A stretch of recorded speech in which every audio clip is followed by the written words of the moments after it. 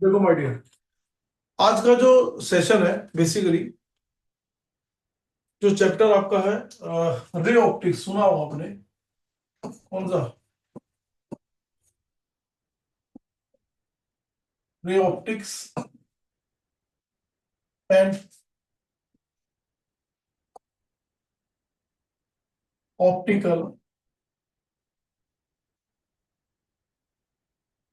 Instruments. Okay, I think मैं जो लिख रहा हूं आपको दिख रहा है क्लियर, या कोई आपको लग रहा है फ्लिकनेस हो रही है, ब्लर हो रही है उसकी? No sir. अच्छा। सो रे ऑप्टिक्स के अंदर मैं आज का जो आपके साथ डिस्कस करूंगा वो एक बेसिक कॉन्सेप्ट है, और उस बेसिक कॉन्सेप्ट से रिलेटेड हमेशा आपके एग्जामिनेशन में क्वेश्चन आएगा ही आएगा। कौन सा क्वेश्चन है वो देखो। पहले टॉपिक का नाम क्या है?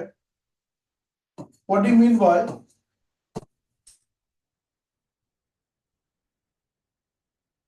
Refraction of light? अच्छा, रिफ्रैक्शन का मतलब क्या है? क्या होता है रिफ्रैक्शन? देखो, जैसे ये एक बाउंड्री है, इंटरफेस है, ये आपके पास एक मीडियम वन है और ये मीडियम टू, एंड इसको क्या बोलते हैं बेटा? Normal to the surface. Clear? Yes sir. Okay, अगर कोई लाइट रे जो सरफेस पे स्ट्राइक कर रही है, ओके, एंड अब ये होगी क्या? एक्चुअल में इस रे को बिल्कुल सीधा जाना है, ये उसका ओरिजिनल पाथ। ये कौन सी रे है बेटा? इसे क्या बोलेंगे हम? कौन सी रे? Incident ray. Incident.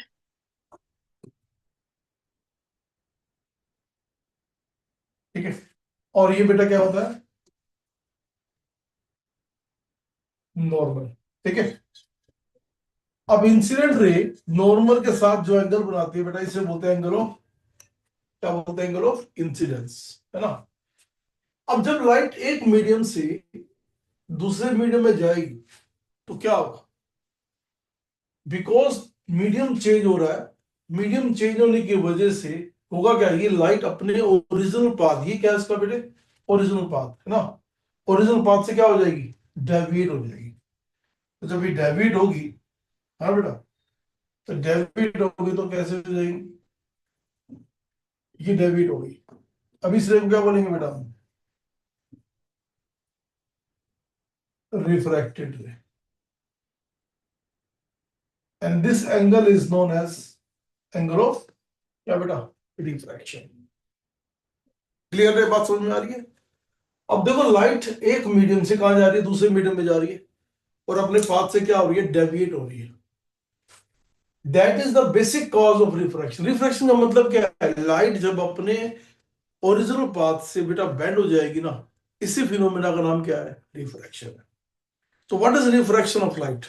It is the phenomena of bending of light रे from their original path when it traveled from one medium to another medium. This is known as क्या? रिफ्रैक्शन। अब क्वेश्चन आता है, रिफ्रैक्शन हो क्यों रहा है? Refraction क्यों हो रहा है? वजह क्या है? बेसिक कॉज क्या है रिफ्रैक्शन की?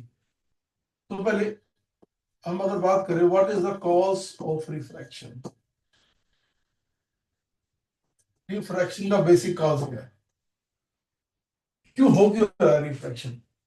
हाँ, कोई बता सकता है रिफ्रैक्शन क्यों हो रहा है?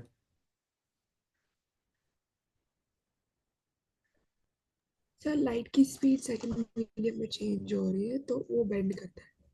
इट मींस फर्स्ट मीडियम में अगर स्पीड ऑफ लाइट बेटा v1 है ना, और सेकंड मीडियम में स्पीड ऑफ लाइट क्या है बेटा? v2। And we know that if v1 is greater than क्या बच्चे? v2, बिकॉज दोनों मीडियम में स्पीड क्या है बेटा? अलग अलग है। किसकी? लाइट की। But due to the change in the speed, the light bend from their original path. So that is very true, told by Pavni. Cause of refraction क्या है? Due to the क्या? Change in the क्या बेटा? Speed of light in the different medium.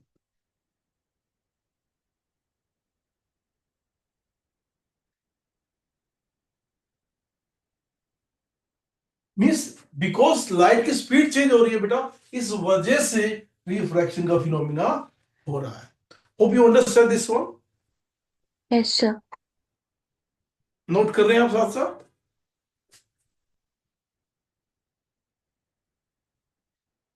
Ji sir. Note कर रही हूँ. Done. चले आगे बेटा. 1 minute sir. Okay, no issue.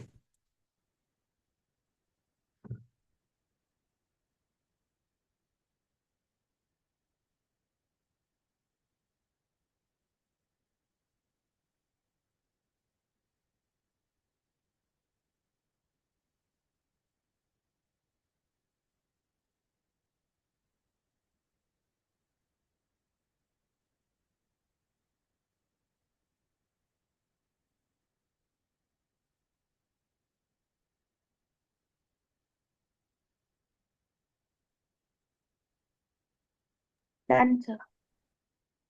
Very nice. So let us discuss what will happen. Refraction हो रहा है तो बच्चे एक बात बताओ, हमने देखा लाइट क्या हो रही है एक्चुअल में. ये आपने भी क्या देखा, ये नॉर्मल इंटरफेस लाइट अपने ओरिजिनल पाथ पर आई और बेटा बेंड हो गई. ठीक है, बेंड हो गई तो ये मैंने क्या नाम दिया? Angle of incidence, angle of refraction. तो बच्चे इस एंगल को क्या नाम दोगे आप? What do you mean by this angle? What is this? Can you tell me the name of this angle?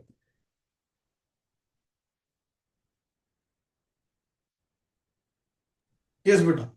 So angle of refraction refraction तो बेटा ये वाला एंगल है ना. सर जो R है ना, आर तो रिफ्रैक्शन, मैं आर के साथ वाला एंगल कह रहा हूँ.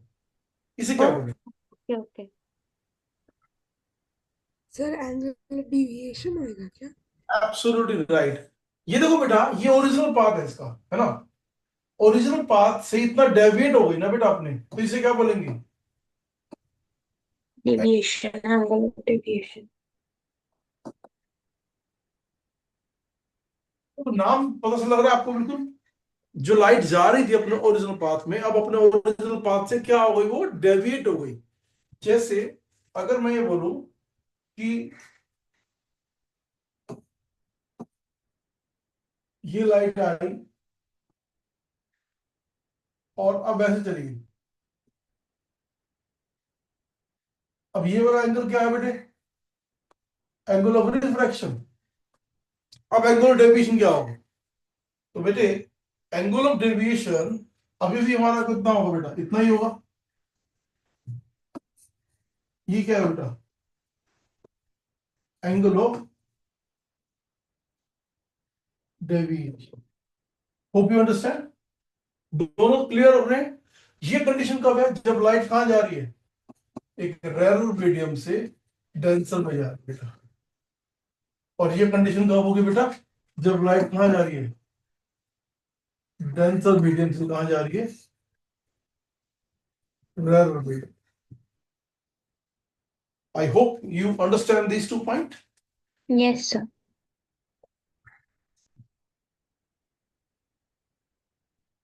Any doubt? No sir. No, sir. पक्का? जी. ओके. सो अब ये देखो बेटा, एंगल ऑफ डेविएशन जो हो रहा है, ये कौन बताएगा कितना होगा? हाँ जी, दिमाग लगाओ. लाइट एक मीडियम से कहां तो चलेगी? नॉर्मल से हाँ बेटे. नॉर्मल से लाइक नॉर्मल रे से हम पता लगा सकते हैं कि एंगल ऑफ डेविएशन कितना है। नहीं नहीं, मेरा क्वेश्चन ये कि हम कौन सी ऐसी क्वांटिटी है जो ये बताएगी कि जैसी लाइट एक मीडियम से दूसरे मीडियम में जाएगी, वो वहां पे लाइट नॉर्मल की तरफ जाएगी या नॉर्मल से अवे जाएगी? ये कौन सी फिजिकल क्वांटिटी बताएगी? दोनों को रिफ्रैक्टिव मीडियम। अब देखो, हमें एक ऐसी फिजिकल क्वांटिटी चाहिए जो ये बता सके कि लाइट जब एक मीडियम से दूसरे मीडियम में जा रही है तो वो लाइट कितना बेंड करने वाली है। समझ गए बच्चे? अभी तक ये देखा, लाइट एक मीडियम से दूसरे मीडियम में जा रही है तो लाइट नॉर्मल की तरफ भी बेंड हो सकती है, नॉर्मल से अवे भी बेंड हो सकती है। दोनों बातें क्लियर हो गई? इसे बोलते हैं रिफ्रैक्शन। तो रिफ्रैक्शन का कॉज भी पता लग गया, क्या था? लाइट के स्पीड चेंज होना। नाउ द क्वेश्चन अराइजेस, अब हमें ऐसी फिजिकल क्वांटिटी डिटरमाइन करनी है जिसका नाम क्या है बच्चों? जिसे क्या बोलते हैं? Index of refraction. यहां पे ये बात समझना, इंडेक्स ऑफ रिफ्रैक्शन क्या है? इंडेक्स ऑफ रिफ्रैक्शन, देखो, इंडेक्स ऑफ रिफ्रैक्शन क्या होता है इसका मतलब समझे? इंडेक्स मतलब किसका? रिफ्रैक्शन का। मतलब रिफ्रैक्शन का जो फिनोमिना हो रहा है उसको डिटरमाइन करने वाली क्वांटिटी, मतलब इसको हम जनरली क्या बोलते हैं? Refractive index. इसका मतलब ये रिफ्रैक्टिव इंडेक्स वो क्वांटिटी है, वो फिजिकल क्वांटिटी है जो ये डिटरमाइन करती है कि लाइट जब एक मीडियम से दूसरे मीडियम में जाएगी तो वो कैसा बिहेवियर शो करेगी। क्या कैसा बिहेवियर शो करने वाली है? वो नॉर्मल की तरफ जाएगी या नॉर्मल से दूर जाएगी? नॉर्मल से क्या होना है? क्या बता, वो बेंड ही ना करे तो क्या क्या पॉसिबिलिटी हो सकती है?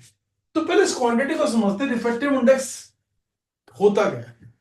देखो बेटा, रिफ्रैक्टिव इंडेक्स का सिंबल या तो म्यू होगा या इसको नीटा, दोनों सिंबल हम यूज कर सकते हैं। मोस्टली बुक में म्यू भी मिल सकता है, नीटा के फॉर्म में भी मिल सकता है।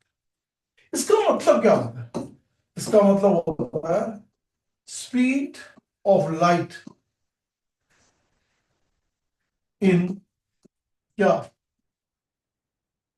वैक्यूम और air divide by speed of light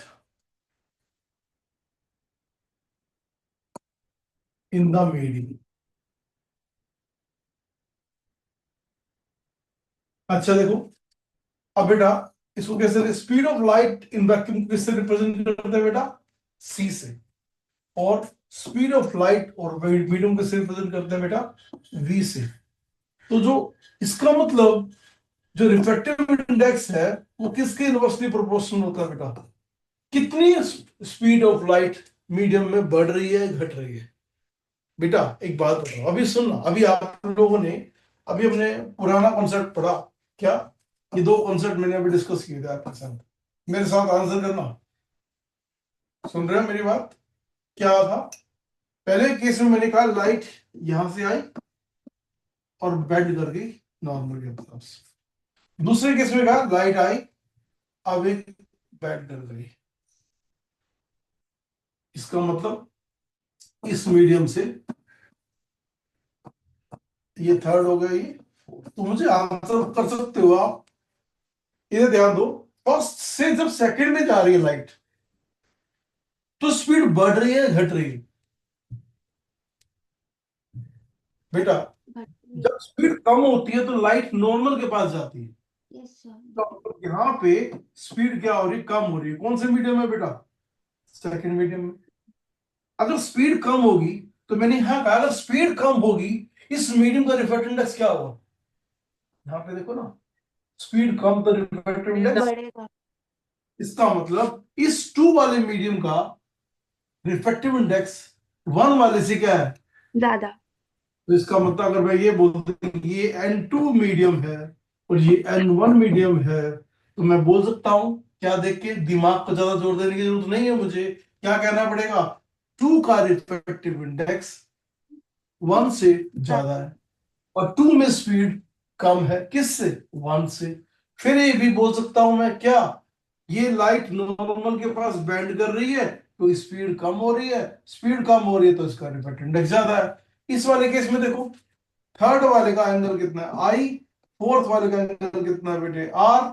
अब इसमें देखो, ये एक्चुअल में ये ओरिजिनल पाथ था इसका, अपने ओरिजिनल पाथ से बहुत तेज चल रही है बेटा, इसका मतलब इस फोर्थ वाले मीडियम में स्पीड ज्यादा है। ज्यादा हो रही है। अच्छा, स्पीड ज्यादा होगी तो मैं क्या बोलूंगा, रिफ्रैक्टिव इंडेक्स ऑफ फोर क्या हो रहा है बेटे, कम हो रहा है। क्या हो रहा है बेटे, किससे कम है, रिफ्रैक्टिव और से। तो अब आप समझ पा रहे हो, यस सर।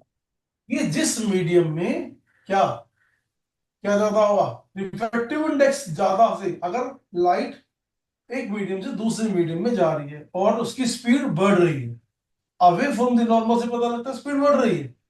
अच्छा, अवे फ्रॉम द नॉर्मल जा रही है, स्पीड बढ़ रही है, स्पीड बढ़ रही है तो इसका रिफ्रैक्टिव इंडेक्स कम है। अब कम है तो ये कौन सा मीडियम हो गया, रेयर। और ये कौन सा हो गया, डेंसर। आंसर। और फर्स्ट वाले केस में क्या था, फर्स्ट वाला क्या रेयर टू डेंसर। था, रेयर था, और ये क्या हो गया हमारा denser. Answer. I hope you understand the concept of refractive index. Yes sir. कोई लगता है डाउट है नो। कहीं पर भी, क्यों हो रहा है सारा कुछ। हाँ बेटा, लग रहा है कोई डाउट है यहाँ पे, नो सर। प्लीज नोट करो।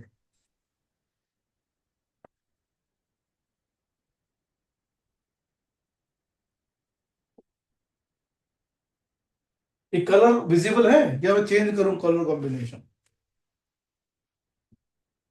क्या कहते हो। तो विजिबल है, बस थोड़ा सा ब्राइट हो रहा है ज्यादा, मतलब लाइक लाइट के इफेक्ट की वजह से स्क्रीन पर। वैसे विजिबिलिटी क्लियर है। Yes sir. ओके,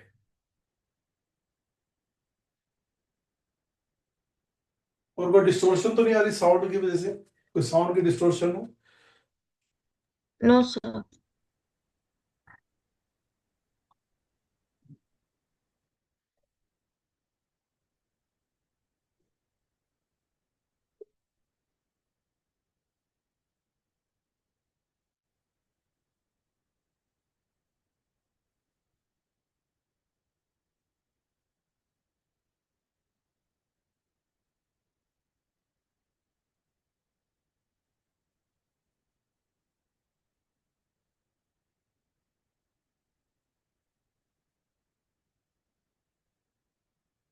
आई थिंक डन।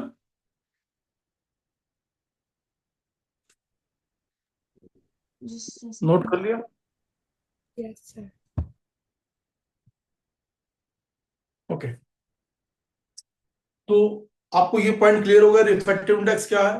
अच्छा, रिफ्रैक्टिव इंडेक्स क्या बताता है, अब बताओ क्या बताता है रिफ्रैक्टिव इंडेक्स, ये बताता है बच्चों, अगर एक लाइन में पूछा जाए रिफ्रैक्टिव इंडेक्स की वजह से आप ये बता सकते हो लाइट दूसरे मीडियम में जाएगी तो इसकी स्पीड कम होगी या क्या ज्यादा, है ना बेटा। ज्यादा। तो अब देखो, अगर मैं आपके साथ एग्जांपल लूं, मैं एग्जांपल ले रहा हूं, ध्यान से देखना बेटा, मैं कुछ नंबर दूंगा, आपने बताना क्या है। रिफ्रैक्टिव इंडेक्स पहले केस में है 1.33, दिस इज यू कैन से 1.5, 1.5, 2.42, 2.42, 1.33, और लाइट तीनों ही कंडीशन में क्या हो रही है, इंसिडेंट हो रही है सेम एंगल पे, ध्यान सुनना बेटा, सेम एंगल पे इंसिडेंट हो रही है।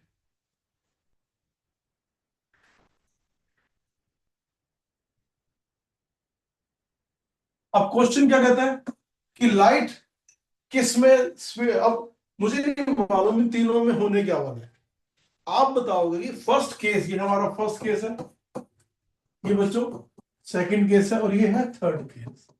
इन तीनों केसेस में क्या फर्क है और क्या चीज होने वाली है। हम्म,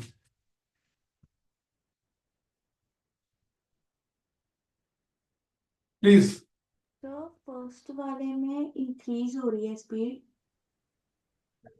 फर्स्ट वाले केस में स्पीड इंक्रीज होगी, तो वो अवे फ्रॉम नॉर्मल हो जाएगा। फर्स्ट वाले में अवे फ्रॉम द नॉर्मल हो जाएगा। हाँ, क्योंकि स्पीड इंक्रीज हो रही है। स्पीड इंक्रीज हो रही है कैसे, आपने कैसे बताया, पहले बताओ। फर्स्ट वाले मीडियम में लाइट जिस मीडियम से आ रही है उसका रिफ्लेक्टिव कितना है, 1.33। स्टार्ट इसमें रही है।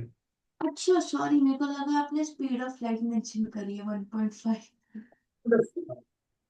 रिफ्लेक्टिव इंडेक्स बता दिया, आपने खाली ये बताना है इस मीडियम में जाने के बाद ये स्पीड बढ़ेगी घटेगी, नॉर्मल की तरफ जाएगी, नॉर्मल से अवे जाएगी, ये आपको बताना है। तो क्या हो तो गया, फर्स्ट वाले में मीडियम टू का रिफ्लेक्टेड इंडेक्स ज्यादा है फर्स्ट से, हम्म, तो इसलिए इसकी स्पीड डिक्रीज होगी तो light towards the normal. Towards the normal, ठीक है, हम्म। ओके। तो ये हो गया हमारा, इसका मतलब ये तो गई स्पीड क्या हो गई, कम हो गई, हाँ। क्योंकि रिफ्लेक्टिव इंडेक्स ज्यादा है। अच्छा सेकंड केस में बताओ पावनी क्या होगा, sir towards the normal. Towards normal. तो ये बताओ इन दोनों के टुवर्ड्स नॉर्मल में सेम आंसर आएगा या डिफरेंट आंसर आएगा। अगर मैं कहता हूं फर्स्ट वाले केस में आर का 30 डिग्री मान लेता हूं बच्चों को, और ये है 60 डिग्री, ये भी मैंने कह दिया 60 डिग्री, तो आप बता सकते हो जो सेकंड वाले में 2.42 जिसका रिफ्लेक्टिव इंडेक्स है उसका 30 डिग्री होगा, 30 से ज्यादा होगा या 30 से कम होगा, सर 30 से कम होएगा। क्यों 30 से कम होगा, The difference in refractive index is a lot greater than in the first case, so there'll be more deviation. means the speed of light in this medium is more increase, है ना, speed और decrease करेगी, हाँ वो ये क्या करेगी, इसका जो एंगल होगा that is less than 30 degree होगा। जी क्लियर है, हाँ जी यस सर। क्लियर है। तो लास्ट नेक्स्ट केस में क्या होगा, अवे फ्रॉम द नॉर्मल, क्यों अवे फ्रॉम द नॉर्मल बोला आपने, क्योंकि जो सेकंड मीडियम है उसका जो रिफ्रैक्टिव इंडेक्स है वो कम है फर्स्ट मीडियम से, तो स्पीड बढ़ेगी। तो अवे फ्रॉम द नॉर्मल जाएगी। Yes sir. ये एंगल अगर ये मेरा 60 डिग्री है तो ये एंगल कितना होगा, 60 से कम, 60 से ज्यादा, या 60, 60 से ज्यादा। 60 से ज्यादा। आई होप आपको क्लियर होगा ये कॉन्सेप्ट, इसमें तो कोई डाउट ही नहीं है। हाँ क्लियर है। Now Yes, sir. अब अप्लाई क्या, हाँ नोट करना है आपको, यस सर। प्लीज।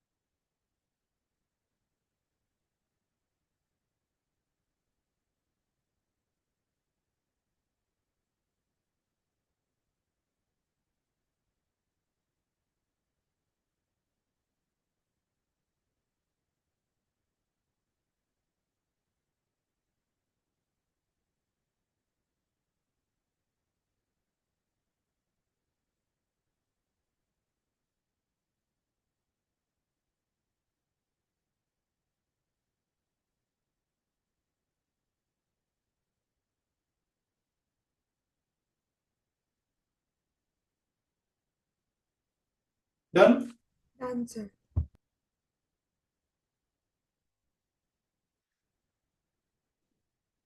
चल बच्चों को बच्चों नेक्स्ट पॉइंट समझते हैं, हाउ टू अप्लाई, क्वेश्चन आता है हाउ टू अप्लाई, क्या स्नेल्स लॉ, बेटा ये जो कॉन्सेप्ट है ना स्नेल्स लॉ अप्लाई करना, ये मान के चलो बेसिक तो यही है आपका। अगर आपको ये चीज आ गई, स्नेल्स लॉ अगर अप्लाई करना आ गया तो देख लो आप कौन कौन से टॉपिक आप रे ऑप्टिक्स के बिल्कुल क्लियरली कर सकते हो, कौन कौन से मैं लिख रहा हूं यहाँ पे। अगर ये लॉ अप्लाई करना आ गया आपको तो पहला टोटल इंटरनल रिफ्लेक्शन और real depth and apparent depth.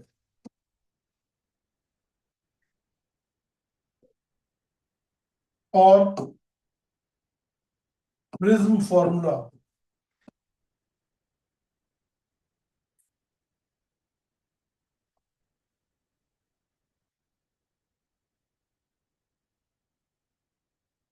और refraction to spherical surface.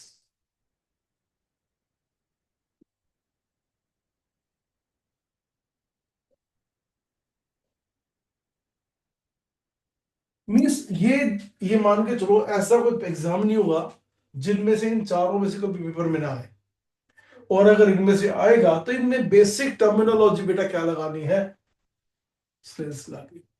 Means अगर स्नेल्स लॉ आपने ढंग से नहीं समझा तो बेटा ये सारे टॉपिक वन बाय वन उड़ते चले जाएंगे। तो पहले समझते हैं स्नेल्स लॉ लगाते कैसे। देखो बेटा, जैसे यहां पर हमारे पास रिफ्रैक्टिव इंडेक्स है कितना, म्यू 1। बेटा इस मीडियम का कितना, म्यू 2। मुझे नहीं मालूम, टेंशन मैं बात ही नहीं कर रहा, सिंपल सी बात कह रहा हूं, लाइट इस मीडियम से आ रही है, ओके। और तो क्या हो रही, लाइट अपने पास से आ रही थी, और अब बेटा वो क्या हो गई, डेविएट हो गई। क्या हो गई बेटा, डेविएट हो गई। This is angle R, this angle is I. अब क्वेश्चन ही समझना बेटा, आपको सिंपल सी बात है, स्नेल्स लॉ लगाने के लिए आपको बेसिक टर्मिनोलॉजी क्या समझनी है कि लाइट किस मीडियम से आ रही है और किस मीडियम में जा रही है। देखो लाइट यहां पे देखो कौन से मीडियम में आ रही है, लाइट आ रही है म्यू 1 से आ रही है, कहां जा रही है, म्यू 2 में। तो बेटा स्नेल्स लॉ लगाने का बेसिक टर्म समझ लो, लाइट जिस मीडियम से आएगी पहले उसका रिफ्लेक्टिव इंडेक्स, और लाइट आ कहां से रही है कैसे पता लगेगा, ये आप एरो से देखोगे। अब देखो इस एरो से समझो ये लाइट कौन से मीडियम में आ रही है, म्यू 1 से आ रही है, तो पहले क्या लिखोगे, म्यू 1, ओके। अब जिस मीडियम में लाइट आ रही है उसका रिफ्लेक्टिव इंडेक्स और साथ साथ उसी का एंगल ऑफ इंसिडेंस, यहां पे एंगल ऑफ इंसिडेंस कितना है, यहां पे लिख दोगे sine of I is equal to.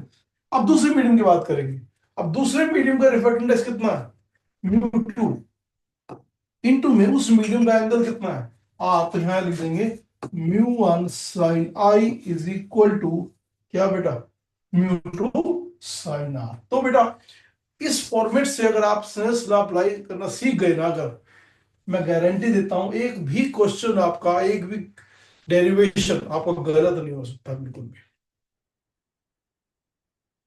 ये पॉइंट समझ में आ रहा है आपको। तो पहले स्नेल्स लॉ की क्लैरिटी होनी चाहिए, कैसे लगाने का तरीका क्या बताया मैंने, पहला जिस मीडियम से लाइट आ रही है उसका एंगल ऑफ इंसिडेंस देखो, उसी का मल्टीप्लाई किससे करना है, रिफ्रैक्टिव इंडेक्स से, इज इक्वल टू जिस मीडियम में लाइट जा रही है उसका refractive index multiplied by the sine of angle of reflection. Got it. Yes sir.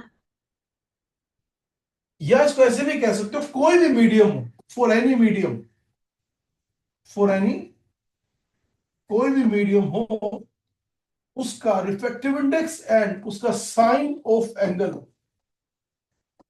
का जो प्रोडक्ट होगा वो हमेशा क्या रहेगा बेटा, कांस्टेंट रहेगा, ये कभी चेंज होने वाला नहीं। क्या, किसी भी मीडियम का रिफ्लेक्टिव इंडेक्स और उसको आप क्या करो, मल्टीप्लाई करोगे साइन ऑफ एंगल के साथ, इन दोनों का जो प्रोडक्ट होगा वो क्वांटिटी हमेशा क्या रहेगी, कांस्टेंट रहने वाली है। आई होप ये पॉइंट क्लियर है यहां तक। हाँ जी, कोई दिक्कत है, Right. No sir. Okay. Now I think note कर लिया आप लोगों ने।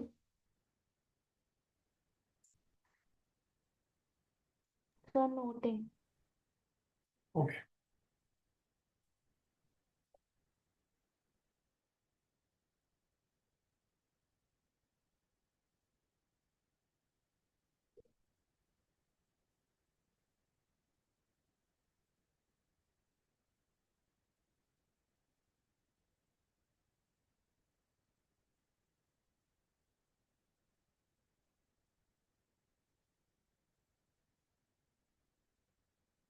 चलिए आगे बेटा।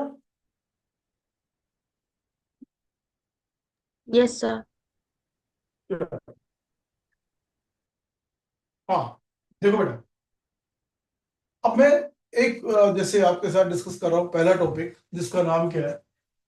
देखो बच्चों, real depth and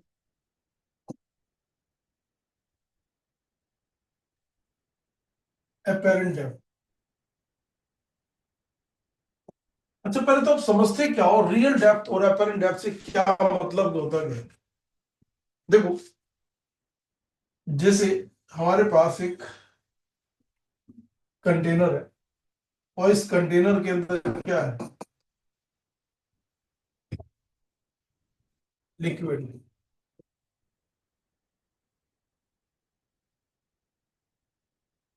got it. And यहां पे एक हमारे पास you can say light source रखा हुआ है। यहाँ पे एक ऑब्जेक्ट है जो कहां पर रखा हुआ है, बॉटम ऑफ द कंटेनर। और जो लिक्विड की हाइट है वो कितनी है, कितना कंटेनर में लिक्विड है, एच हाइट पे लिक्विड है। इसका मतलब ये जो ऑब्जेक्ट है इस हाइट को हम क्या बोलेंगे, इसे बोलेंगे रियल डेप्थ। क्या बोलेंगे, रियल डेप्थ। ओके, नाउ यहां से ये जो लाइट जा रही है बेटा बिल्कुल सीधी जाएगी, कोई डाउट।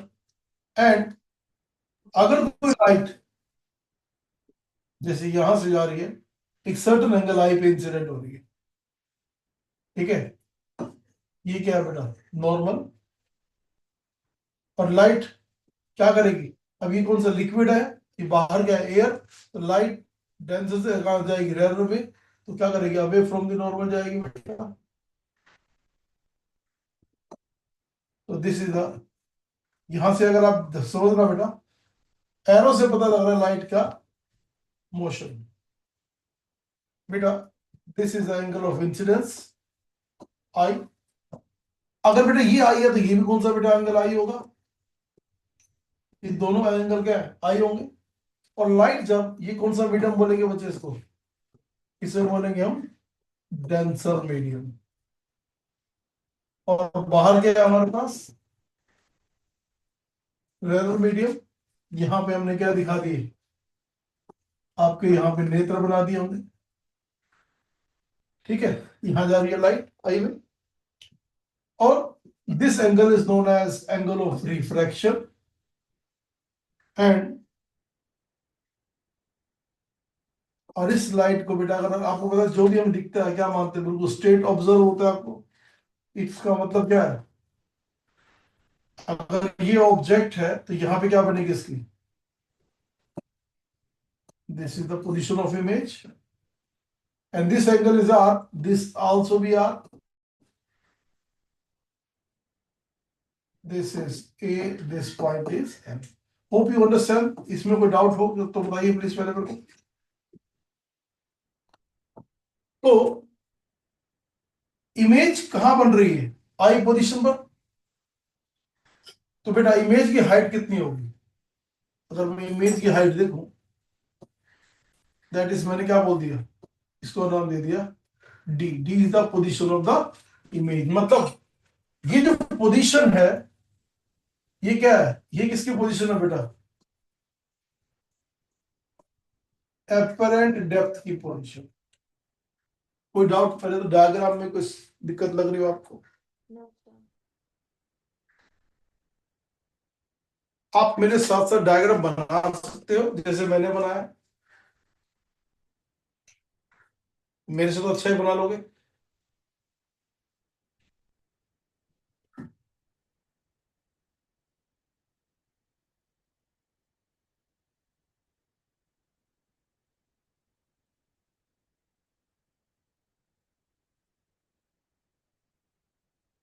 हम्म।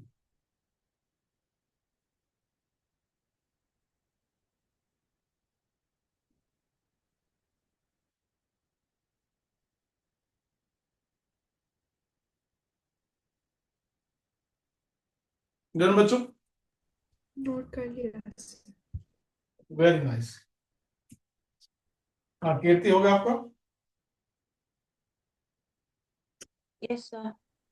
चलो अब मुझे आपसे कोई डिस्कस करना है, साथ साथ ये बताओ बेटा, अगर मैंने कहा लिक्विड का रिफ्रैक्टिव इंडेक्स है μ1 और एयर का रिफ्रैक्टिव इंडेक्स है μ2, कोई दिक्कत? कोई दिक्कत? No sir. तो अगर मैंने बोला लाइट, अब आप बताओ लाइट कहां से कहां जा रही है, प्लीज बताओ, एरो को देख के बताओ लाइट कहां से कहां जा रही है। म्यू1 से म्यू। तो अगर मैं बोलूं सबसे पहले आप अप्लाई कीजिए स्नेल्स लॉ, तो क्या लिखेंगे आप? अभी आपको मैंने सिखाया था, वही बताया, वही पूछ रहा हूं आपसे। सर म्यू1 हाँ बोलो बोलो। म्यू1 साई आई हाँ, इज इक्वल्स टू म्यू2 साइन आर। μ2 साइन, बिल्कुल ठीक है, कोई परेशानी तो नहीं है यहां तक?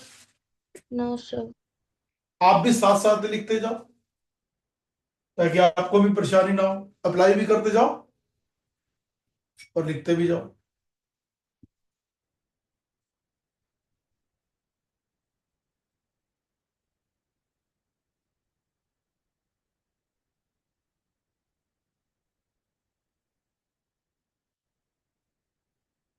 Done sir.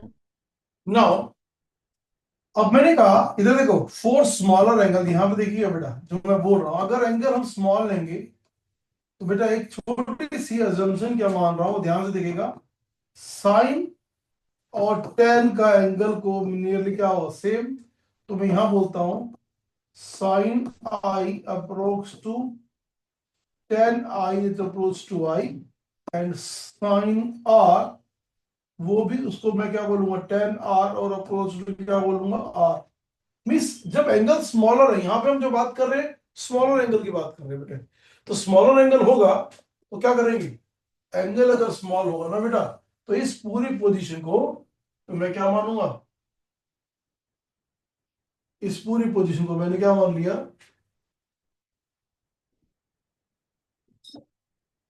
इस पूरी पोजीशन को मैंने क्या मान लिया स्मॉलर एंगल। कोई डाउट तो नहीं आता?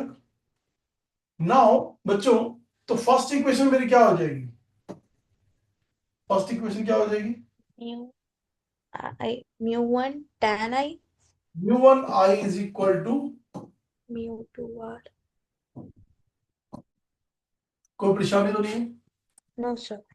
अच्छा ये बताओ, अगर मैं ये बोलूं from triangle N O A, N O A triangle से मैं आपसे बोलूं what is the value of tan i, क्या लिखोगे ten I?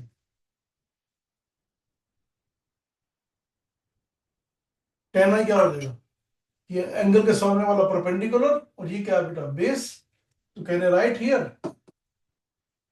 N A upon में एन ओ, और you can say that N A by क्या, क्या बोला था आई,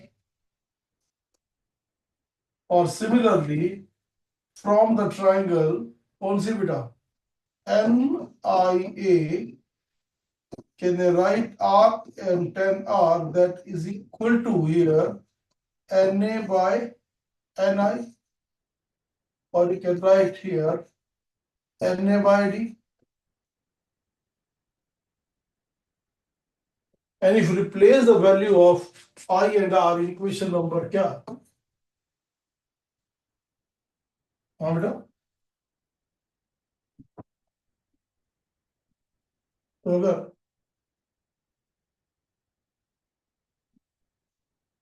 तो क्या वैल्यू आएगी देखो, μ1 I की वैल्यू क्या होगी बेटा यहां से Na by H, और R की वैल्यू क्या होगी Na/D। Na through out cancel out, तो मैं क्या लिख सकता हूँ μ1 by μ2 is equal to H by D, और that is equal to H क्या है हमारी रियल डेप्थ और डी क्या है हमारी apparent apparent depth.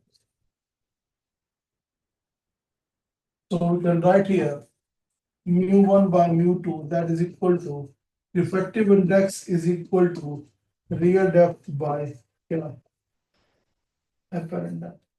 पहले समझ में आया है आपको मैंने क्या लिखा yes sir क्लियरली समझ में आ गया कोई इसमें आपको लग रहा है एरर कोई डाउट फील हो रहा है no sir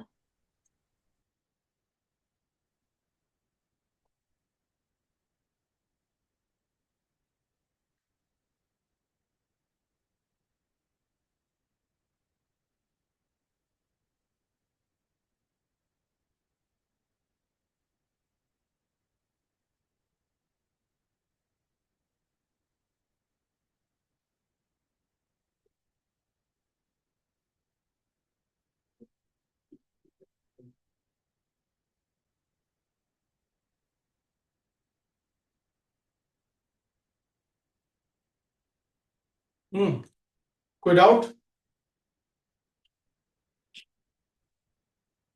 No, sir. no sir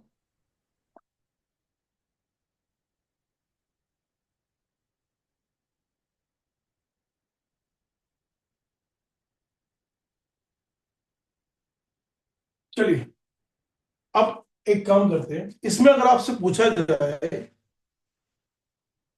कितना शिफ्ट हुआ ऑब्जेक्ट शिफ्ट कहाँ हुआ? मैंने कहा था ऑब्जेक्ट ओ पॉइंट पे था अब कहां पे है आई पे तो ये बताओ इसे क्या बोलेंगे इसे बोलेंगे बेटा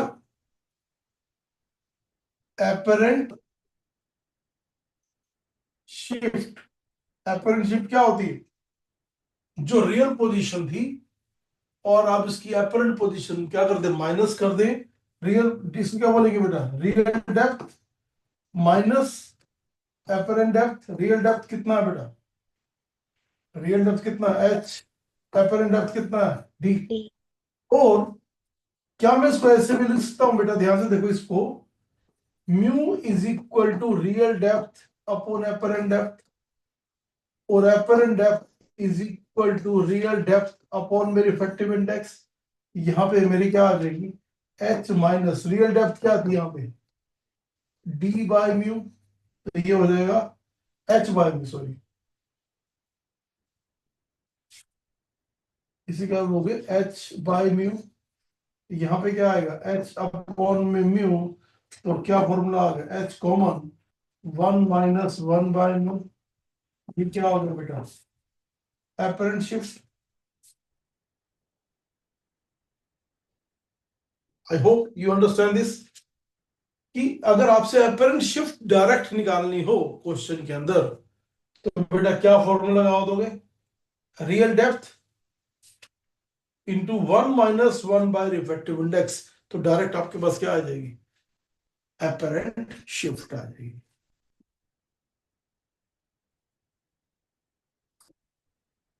कोई doubt No, sir. no sir पक्का क्लियर है yes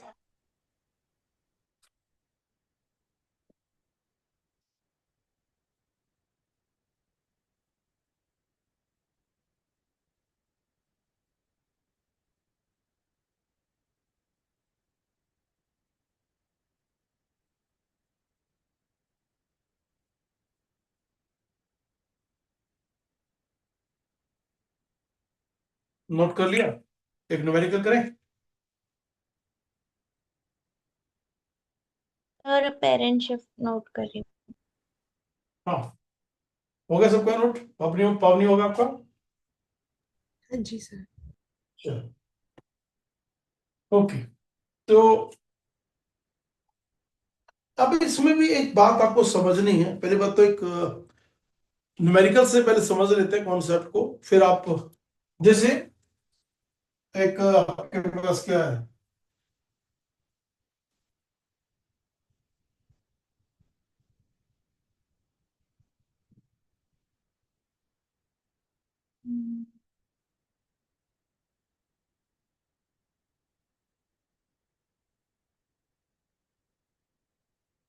जैसे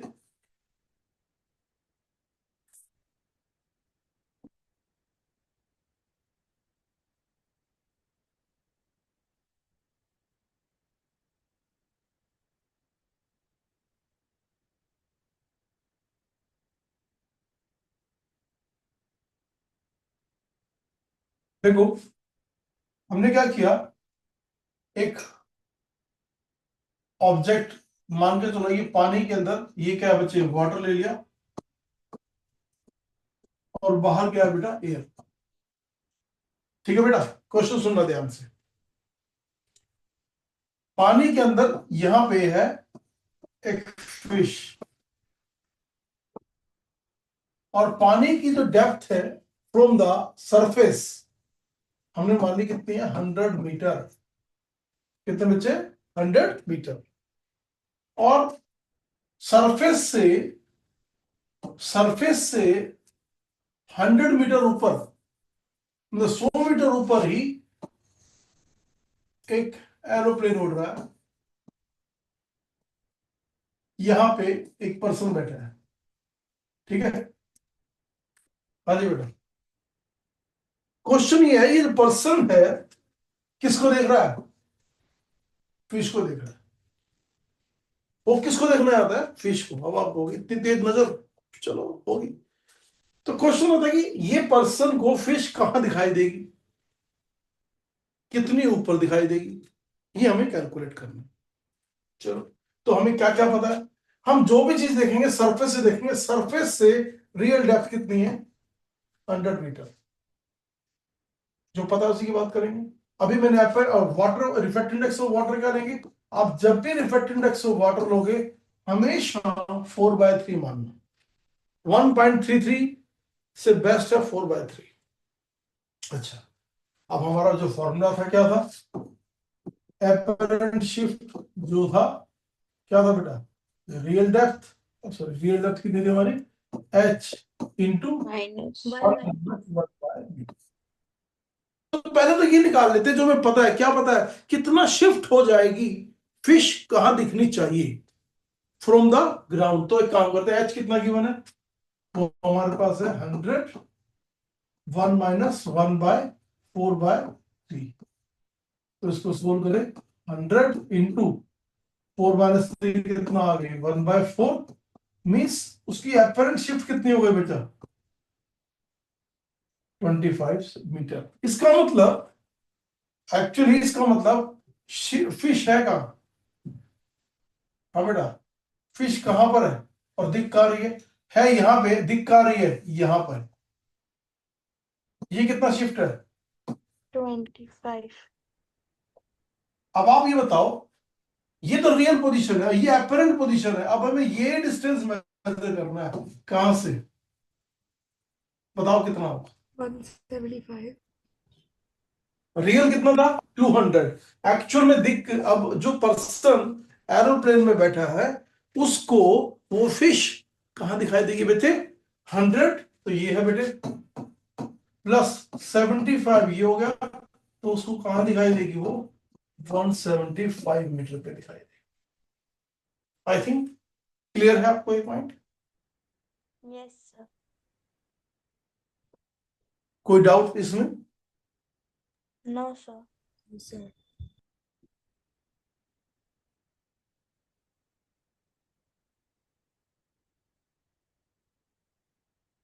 So, अगर एपरेंट डेप्थ का क्वेश्चन आ जाए, रियल डेप्थ का क्वेश्चन आ जाए, तो कर लोगे इसको।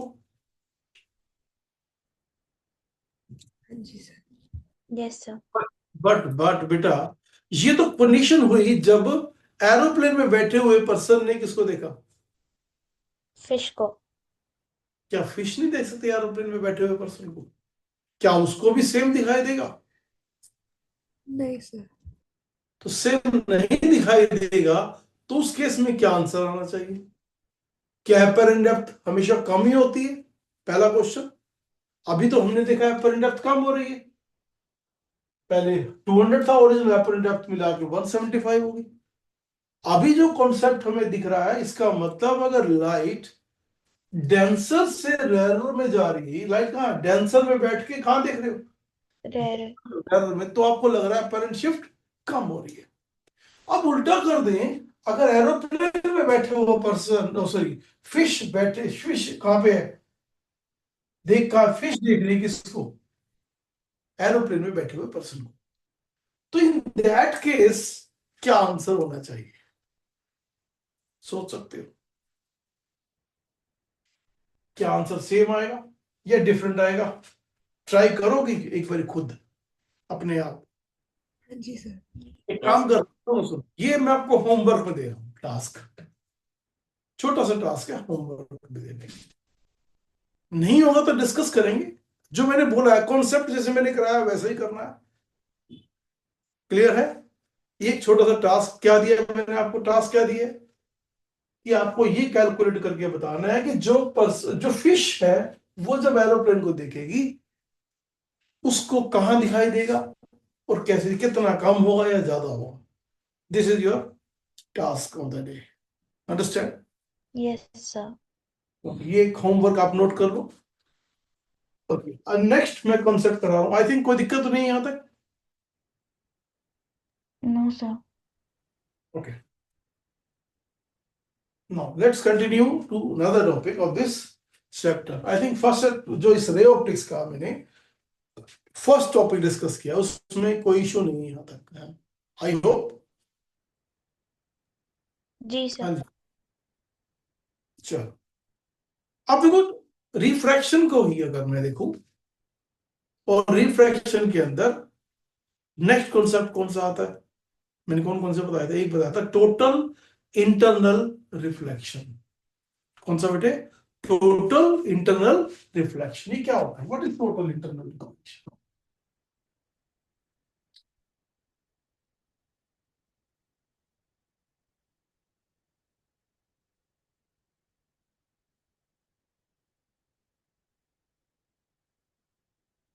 देखो,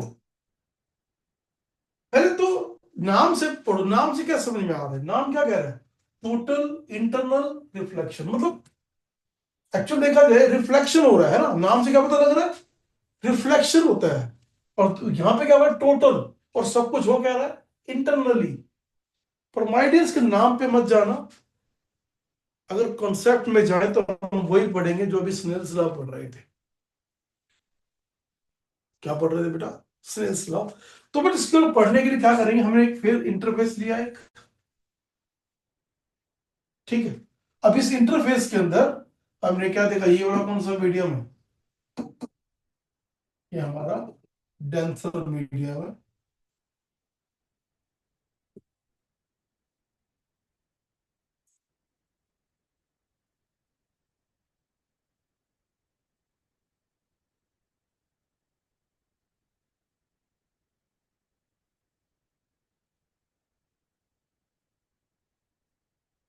अभी थोड़ा सा मेरे को इसके कलर कॉम्बिनेशन सीखने में समय लग जाएगा बस। ये कॉम्बिनेशन मैच कर रहा है, गंदा लग रहा है? सर विजिबल तो है। बैकग्राउंड बदल रहा हूँ। चलो अभी तो इसी को यूज करते हैं, मैं धीरे धीरे। बैकग्राउंड बदल लो। ओके, चलो, अब देखिए बेटा, क्या करते हैं, यहां पे हमने एक ऑब्जेक्ट को रखा, ठीक है। हाँ बेटा, एक ऑब्जेक्ट को रख दिया।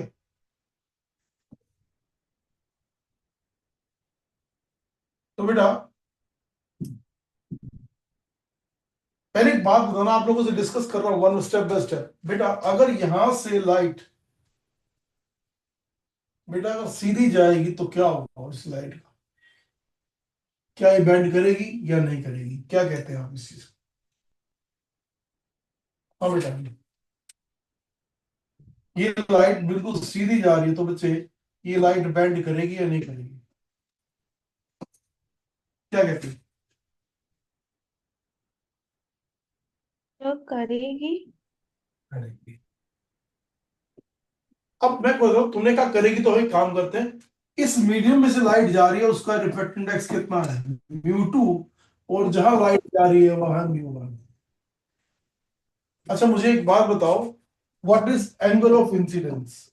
प्लीज आंसर करो कि क्या होता है, एंगल ऑफ इंसिडेंस क्या होता है? क्या होता है एंगल ऑफ इंसिडेंस? किससे तो एंगल किसका बनता है, किससे बनता है? इंसिडेंट या नॉर्मल रे के बीच में जो एंगल होता है। बिल्कुल ठीक कहा आपने। अब ये बताओ, ये कौन सी रे है? इंसिडेंट रे नहीं है? ये इंसिडेंट रे है कि नहीं? हाँ। और नॉर्मल भी है ये, क्योंकि परपेंडिकुलरली हमने लाइट स्ट्राइक कराई है। Yes sir. तो ये बताओ एंगल ऑफ इंसिडेंस कितना है यहाँ पे? 90। कितना है? 0। क्यों जीरो लिखा? क्योंकि जिस डायरेक्शन में नॉर्मल है उसी डायरेक्शन में रे जा रही है। एंगल ऑफ इंसिडेंस कितना है बेटा? 0। हाँ या ना? यस। तो अगर मैं स्नेल सा लगा तो यहाँ पे तो क्या लिखूंगा बताओ? मैं लिखूंगा mu two sine I is equal to mu one sine r. जो मुझे पता है पहले वो लिख दूं।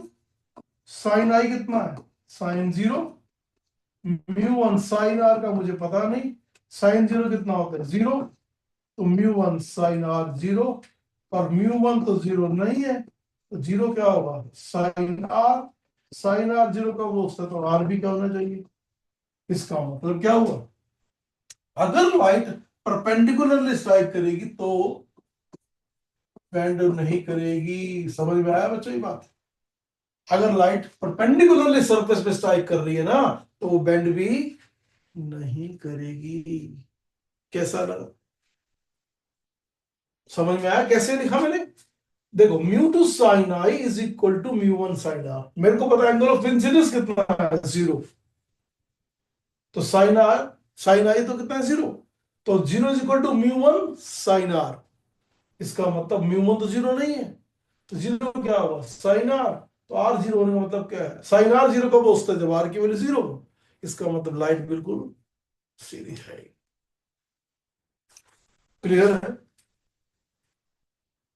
Please sir. अगर क्वेश्चन आ जाए कि लाइट बेंड क्यों नहीं करी यहाँ पे, रीजन, तो आप दे सकते हो। कोई डाउट? अब दूसरी पॉइंट डिस्कस करते हैं बेटा। अगर ये लाइट एक सर्टेन एंगल आई से जाएगी, हाँ बेटा, सर्टेन एंगल आई से जाएगी, तो इसका मतलब in that case this is angle of incidence. Light जा रही denser to rarer away from the normal जाएगी। कोई दिक्कत? नो मीन लाइट कहाँ दिखाई देगी आपको? क्या दिखाई देगी? और अगर मैंने ये कहा कि लाइट क्या कर रही है बेटा, थोड़ा एंगल ऑफ इंसिडेंस और बढ़ा दिया, और इतना बढ़ा दिया कि लाइट अब सरफेस पे जा रही है। कहाँ जा रही है बेटा?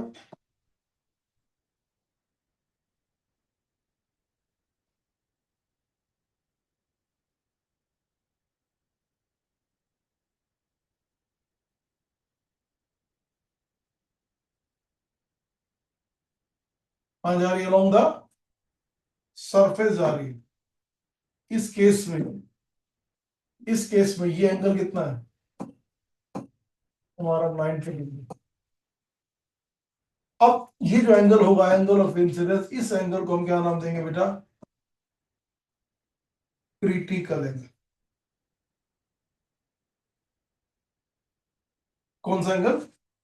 Critical angle. कौन सा क्रिटिकल एंगल है? ये एंगल ऑफ इंसिडेंस जब angle of refraction along the surface हो जाए, या एंगल ऑफ रिफ्रैक्शन 90 डिग्री हो जाए। और बेटे अगर हमने क्या किया, एंगल और ज्यादा बढ़ा दिया, मींस ये हमने और ज्यादा बढ़ा दिया। किससे ज्यादा बढ़ा दिया? क्रिटिकल से भी ज्यादा कर दिया एंगल ऑफ इंसिडेंस। अब क्या होगा? अब लाइट उसी मीडियम में क्या करेगी बेटा? बेंड हो जाएगी। अब इस फिनोमेना को क्या बोलते हैं? इसे क्या बोलते हैं? इसका मतलब क्या? एंगल ऑफ इंसिडेंस क्रिटिकल से ज्यादा कर दिया हमने। और लाइट कहां जा रही है? डेंसर से कहां जा रही है बच्चे? रेयर में जा रही है। अब हो क्या रहा है देखो ध्यान से, जब एंगल ऑफ इंसिडेंस क्रिटिकल से ज्यादा है तो लाइट अभी तक तो सरफेस पे थी, अब क्या हो गई, सरफेस के अंदर ही बेंड हो गई। इस फिनोमिना का नाम क्या है? Total internal reflection. अब टोटल इंटरनल रिफ्लेक्शन कब हुआ? पहली कंडीशन, जब एंगल ऑफ इंसिडेंस क्रिटिकल से ज्यादा किया और लाइट जानी कैसे चाहिए, डेंसर मीडियम से rarer medium। जब ये दो फिनोमिना होंगे तो बेटा जितना ये आई है उतना ये भी क्या हो रहेगा, आई के बराबर ही हो जाएगा, जस्ट लाइक रिफ्लेक्शन का फिनोमिना। सो इस फिनोमेना का नाम क्या है? Total internal reflection. क्या बताया total internal reflection? It is the phenomena of bending of light with in the same medium when angle of incidence is greater than the critical angle and the light travel from denser medium to कौन सा medium?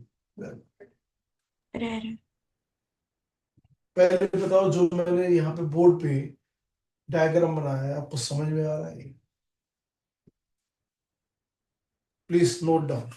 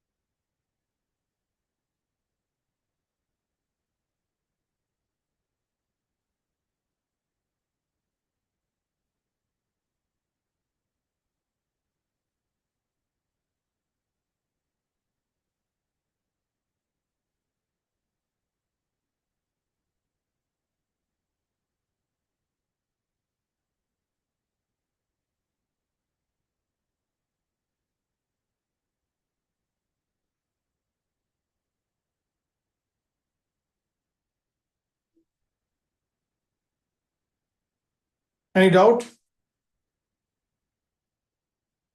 No, sir. No note किया? हाँ जी sir.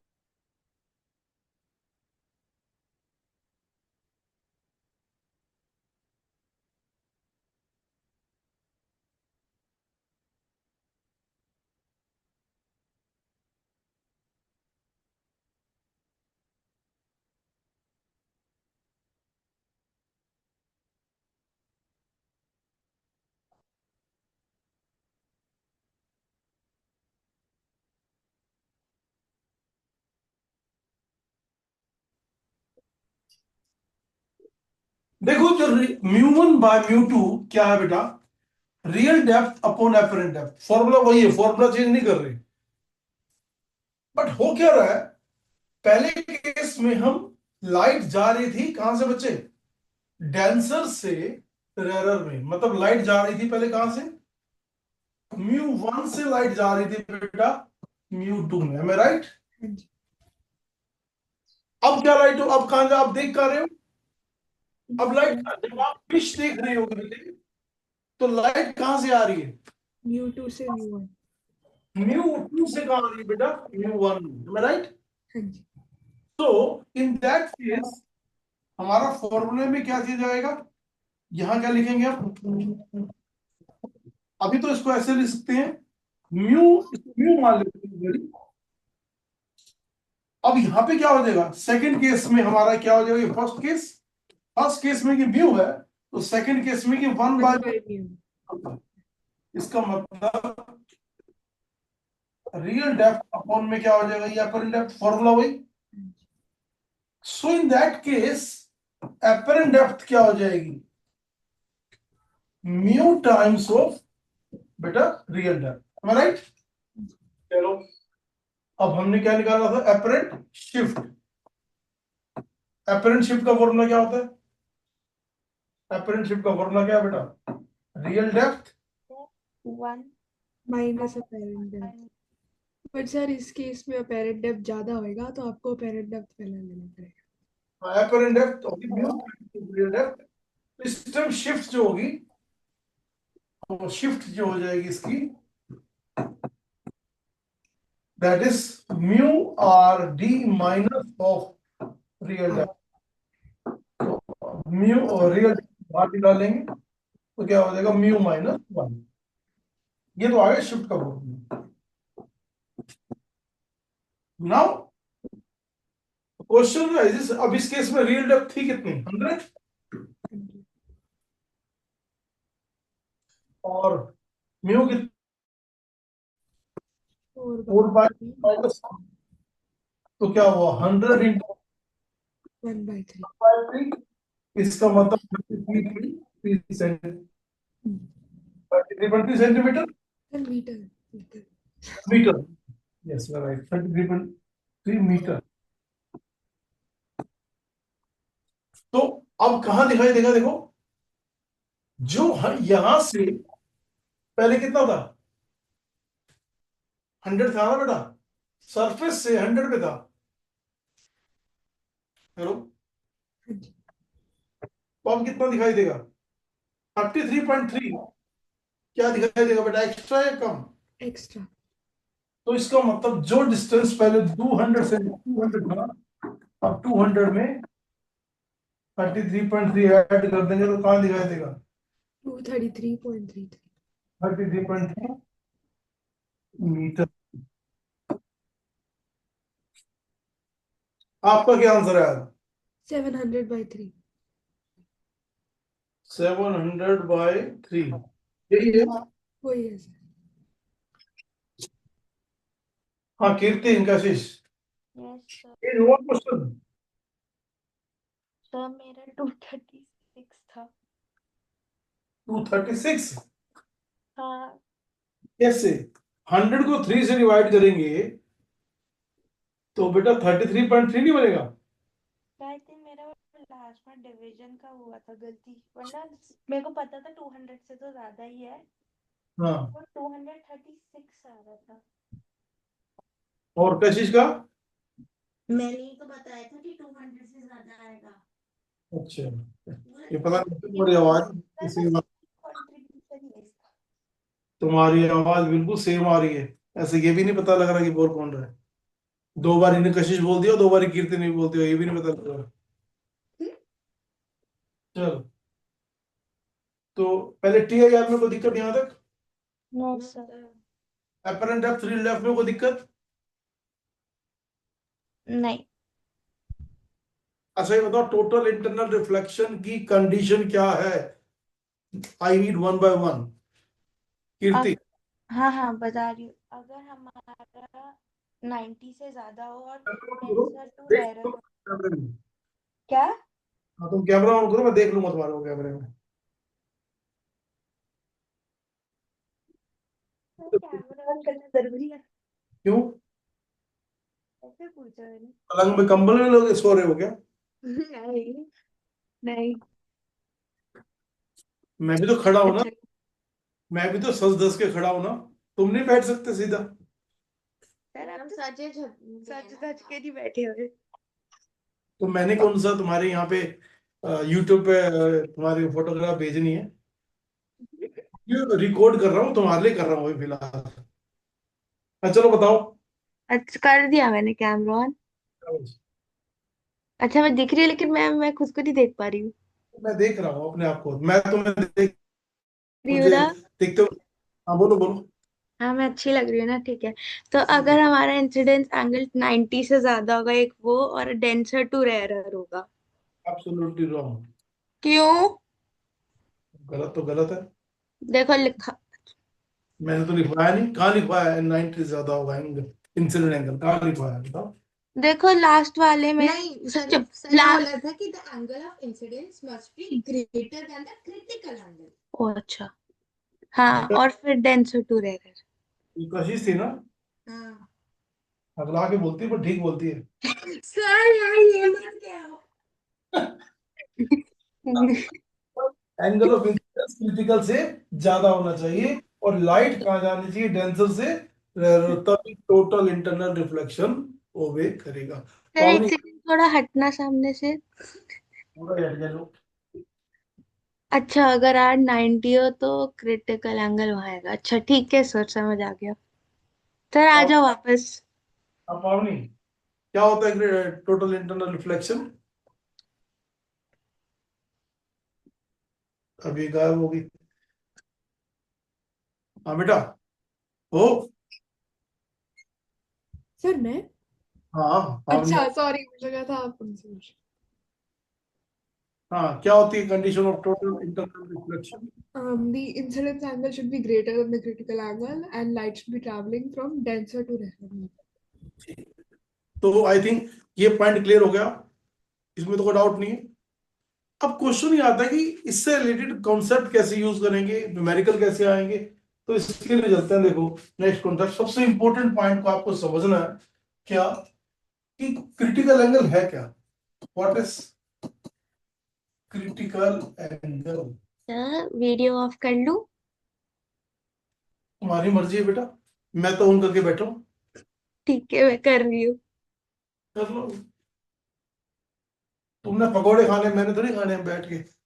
चलो इधर देखो, यहाँ पे देखो, ये है सरफेस इंटरफेस, यहाँ पे लाइट स्ट्राइक कर रही है, कितने एंगल पे, क्रिटिकल एंगल पे। जब ये लाइट अलोंग द सरफेस जाएगी ना, तब एंगल ऑफ रिफ्रैक्शन कितना होगा, 90 डिग्री होगा। कितना होगा, 90 डिग्री। हाँ बेटा, तो इस एंगल को हम क्या बोलेंगे बेटा, कौन सा एंगल, कौन सा एंगल बोलेंगे, बोलो, सुनाई नहीं दिया। ये बोला नहीं था। क्रिटिकल एंगल कौन सा बेटा, क्लियर। क्रिटिकल अच्छा एक बात, एंगल।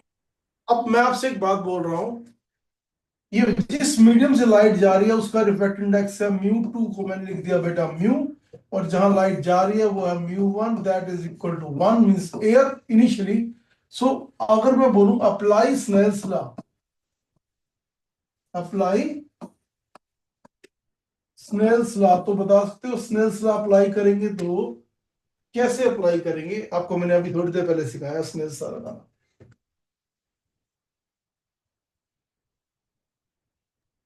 उसमें था μ1 sin 1 आप = इधर देखिए, वो छोड़ दो, उसमें क्या था, यहां देखो लाइट कौन से मीडियम से जा रही है बेटे, μ2 से μ1। म्यू 2 से जा रही है ना, तो पहले μ2 क्या, म्यू 2,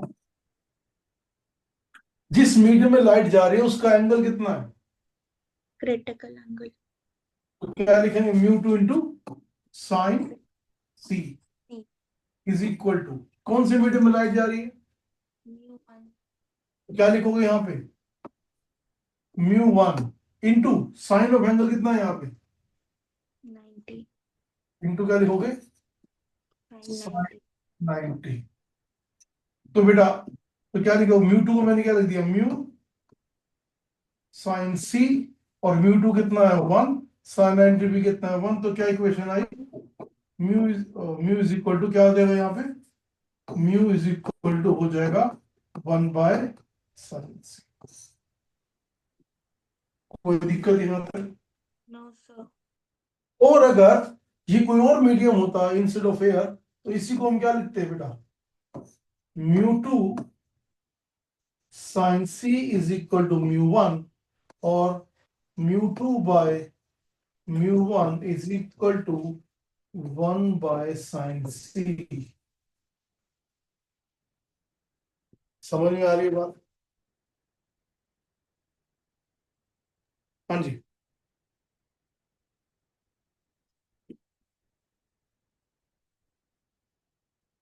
ये पॉइंट क्लियर है, यस सर।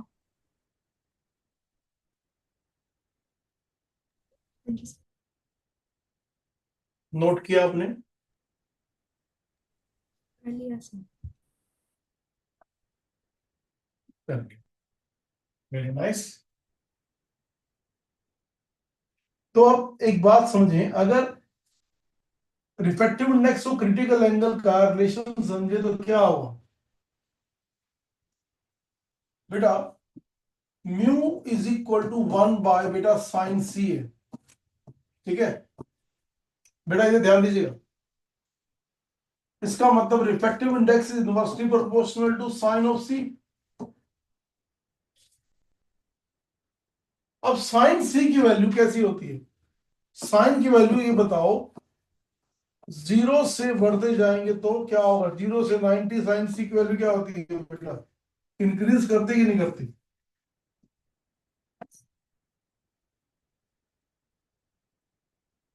बोलो भाई। Yes sir. अगर साइन की वैल्यू 0 से 90 बढ़ेगी तो रिफ्रैक्टिव इंडेक्स की वैल्यू क्या होगी,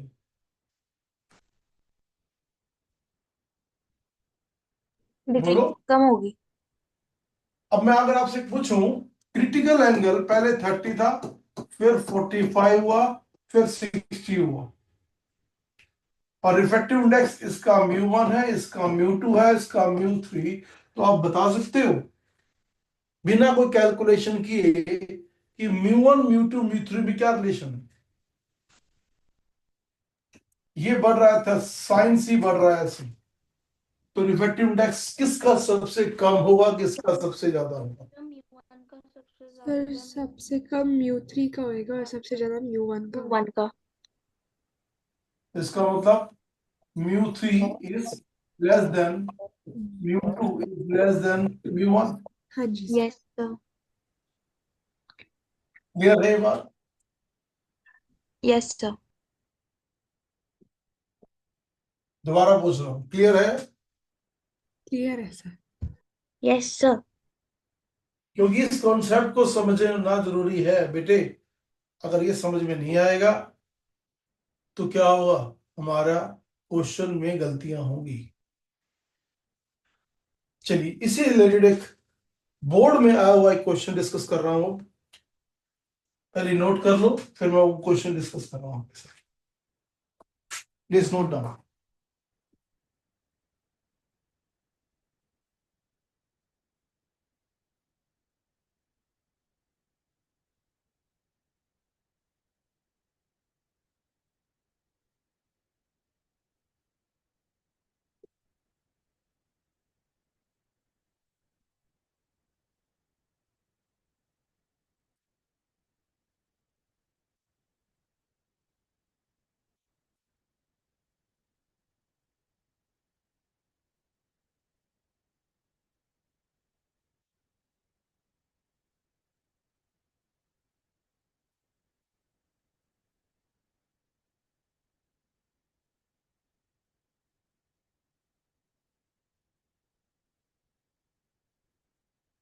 ये क्वेश्चन है जो वो लगाने निकालिए।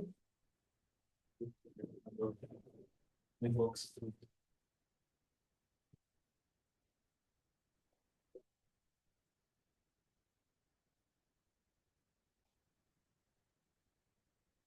क्वेश्चन मतलब है तो कंप्यूटर की स्क्रीन पे हाँ, बिल्कुल करो। कैमरा ऑन कर क्यों, उधर से लगेगी। तो लगा दे, यूएसबी से लगेगी क्या?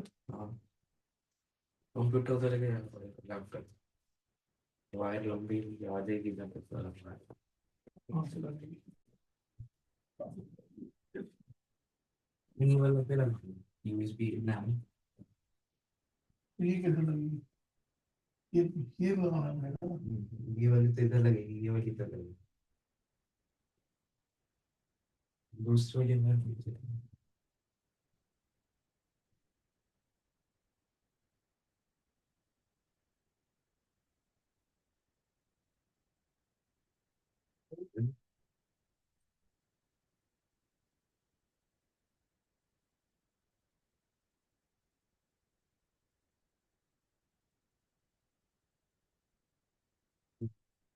दूसरी वाली वायर ये वाली वायर तो इधर टच है यूएसबी पे लग रही है दूसरी वाली वायर ये तो प्रॉब्लम है।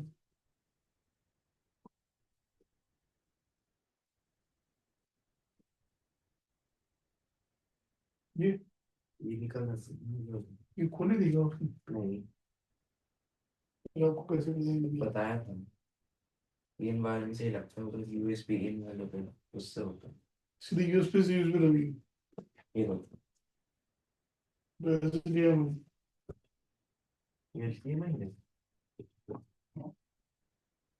इनकी बोल लगी।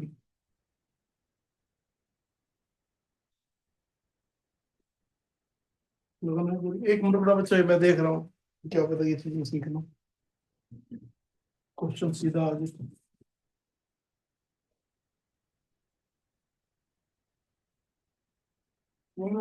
इस वाली को निकाल,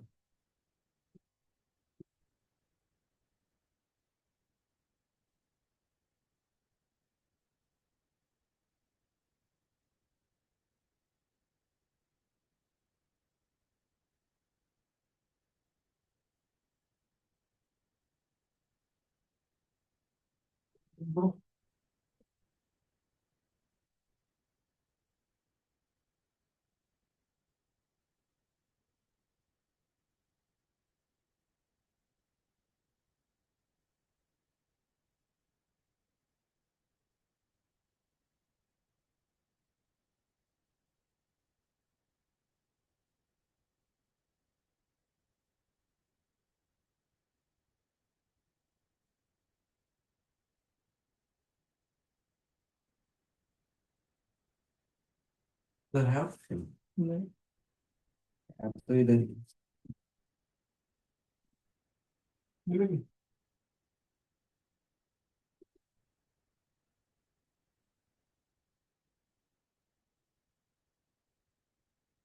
उधर ही था। नहीं, बोला तो शुरू कर HDMI जो नीचे वाला है, बोला उसी पे था। ये नहीं है। आपको क्या नॉर्मल स्क्रीन शेयर करना है? स्क्रीन शेयर तो हो जाएगी पर एट के बाद स्क्रीन शेयर तो इसके बिना भी हो जाएगी। बिना बताना पता, बताना कोई नहीं, बोल दो। फोन नहीं, इससे करना है ना, लैपटॉप मतलब वही कर दो। plug this screen attached to tab.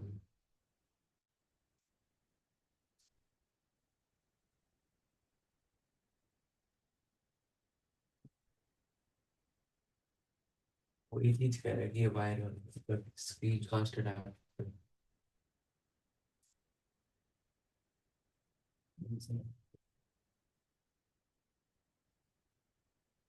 और रहने दो बेटा, मैसेज बना दो, बाद में करते हैं इसको, नहीं बदल बताना है इसको।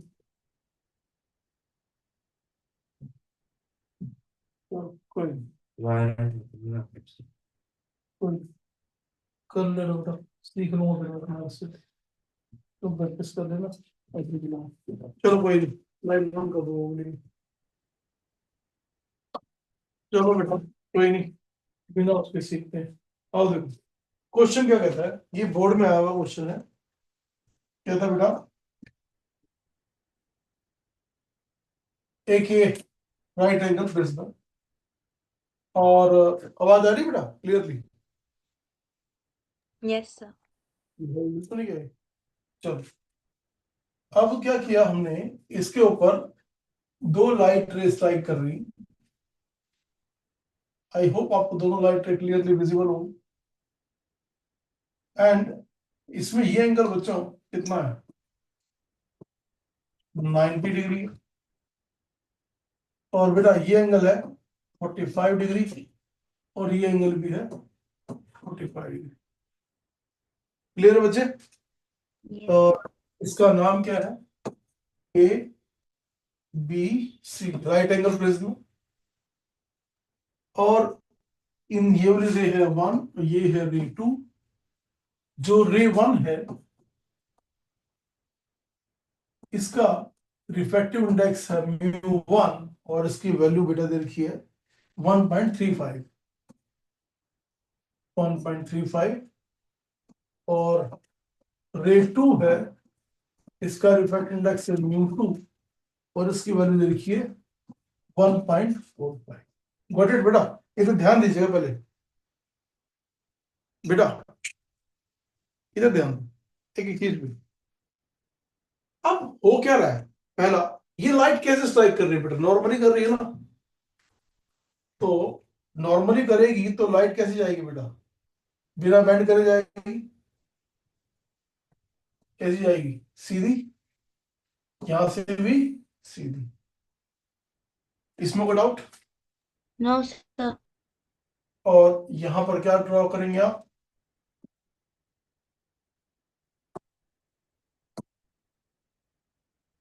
एक ही नॉर्मल ड्रॉ करेंगे, यहां पर भी नॉर्मल ड्रॉ करेंगे आप। कोई दिक्कत? No sir. अब अगर आप नॉर्मल ड्रॉ करोगे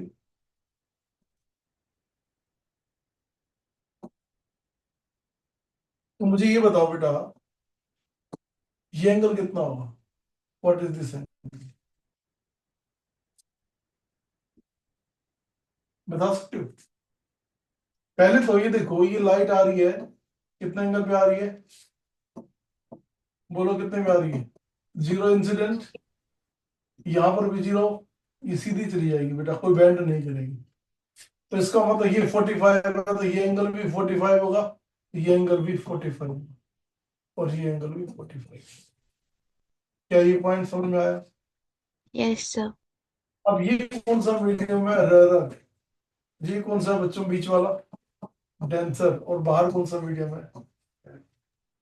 क्लियर है? Yes sir. अब देखो दोनों रेस, रे 1 और रे 2 दोनों कितने एंगल पे स्ट्राइक कर रही? 45 डिग्री पे कर रही।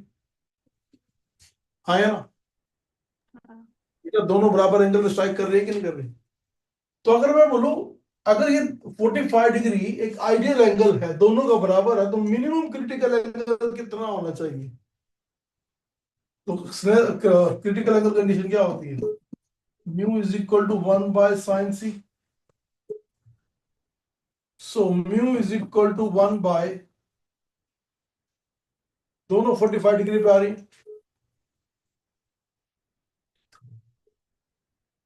सो इसका मतलब म्यू इज इक्वल टू √2, मतलब √2 की वैल्यू होती है 1.414। अगर आप ध्यान से समझो, जो मिनिमम रिफ्रैक्टिव इंडेक्स है वो 1.414 तो होगा ही होगा। किन दोनों का? इन दोनों में से दोनों का मिनिमम होना चाहिए 1.414। इसका मतलब इन दोनों लाइट रे में से जो लाइट रे इस रिफ्रैक्टिव इंडेक्स से क्या होगी? कम होगी, उसका टीआईआर ओबे नहीं होगा, और जिसका रिफ्रैक्टिव इंडेक्स 1.41 से ज्यादा होगा उसका टीआईआर ओबे होगा। सो अब यहां पे आप देखो 1.35 और 1.45 में देखो, इसकी वैल्यू 1.41 से कम है तो ये टीआईआर ओबे नहीं करेगी, और इसकी वैल्यू 1.414 से ज्यादा है, ये टीआईआर ओबे करेगा। इसका मतलब इन दोनों में से कौन सी रे बाहर जाएगी, कौन सी टीआईआर ओबे करेगी? तो टीआईआर, रेट। तो अगर हम देखें टीआईआर में क्या होगा, फर्स्ट वाली रे तो नहीं करेगी, तो फर्स्ट वाली रे बाहर चली जाएगी, और सेकंड वाली रे टीआईआर में करके ऐसे निकल जाएगी। ये दोनों में फर्क है। क्या ये पॉइंट क्लियर है आपको? Yes sir. कोई डाउट? No sir.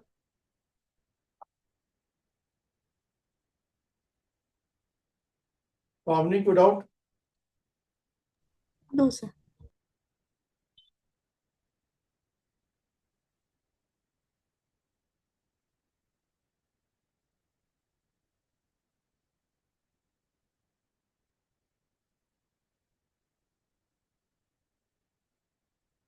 नोट किया आप लोगों ने? हाँ बच्चों, करो करो करो। ऐसे ही है, मतलब कि लिखा हुआ है ना। HK में वैल्यू तो लगा के देखा है।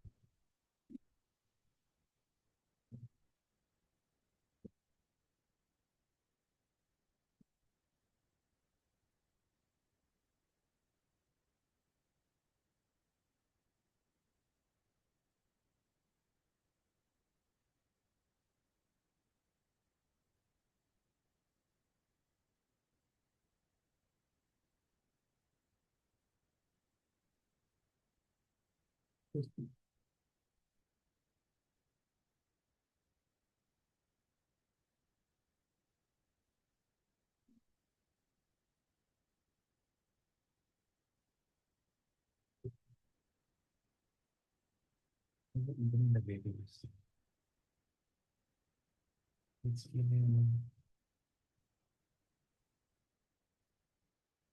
हाँ जी बेटा, आगे देखा किसको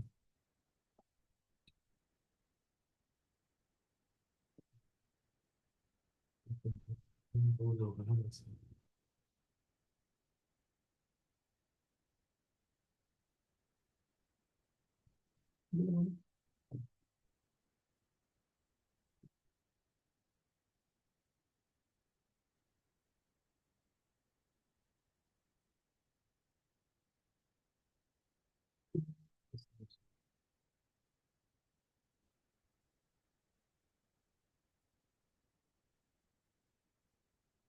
तो आप नीचे लगते हैं।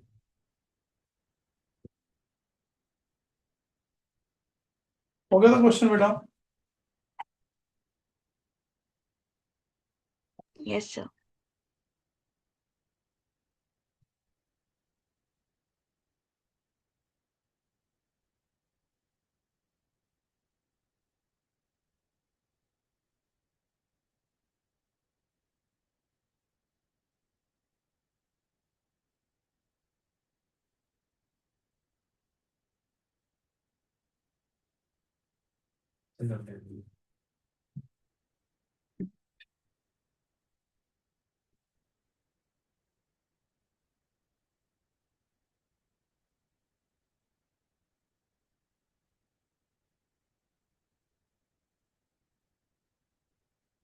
अभी क्वेश्चन देखो, calculate the speed of light in medium जिसका क्रिटिकल एंगल आपको देखा कितना, 45 डिग्री दिख रहा है आपको स्क्रीन पे। तो यस देखो एंगल कितना दे रखा है, 45। 45। तो निकालने के आपको स्पीड ऑफ लाइट मतलब v। अब देखो अगर आप म्यू की वैल्यू क्या होती है, c by v, that is equal to 1 by sine C. तो v क्या हो जाएगा, c into sine C. c क्या होता है, स्पीड ऑफ लाइट 3 × 10⁸ और क्रिटिकल एंगल है साइन 45। साइन 45 की वैल्यू होती है 0.707। सो 2.121 इंटू क्या हो जाएगा 10⁸ मीटर पर second, that is the speed of light in that medium.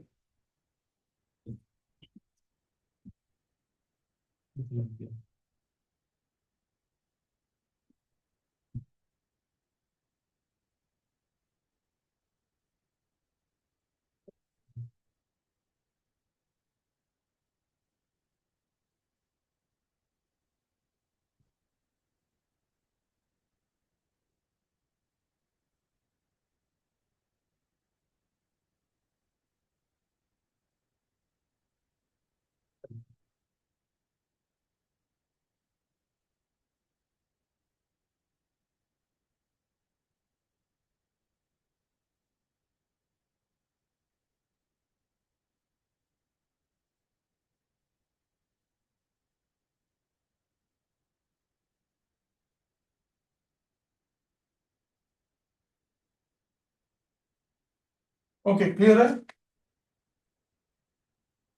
Yes sir. तो मैं भी थोड़ा थोड़ा सीख रहा हूँ।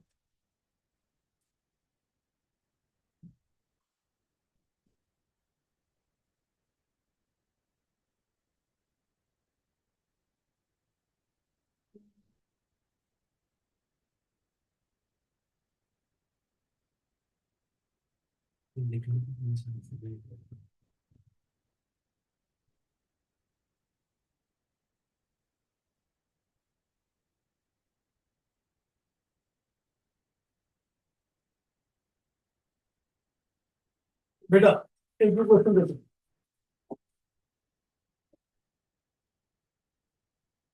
कौन सा, ये वाला क्वेश्चन। बेटा इधर देखना, इस क्वेश्चन पे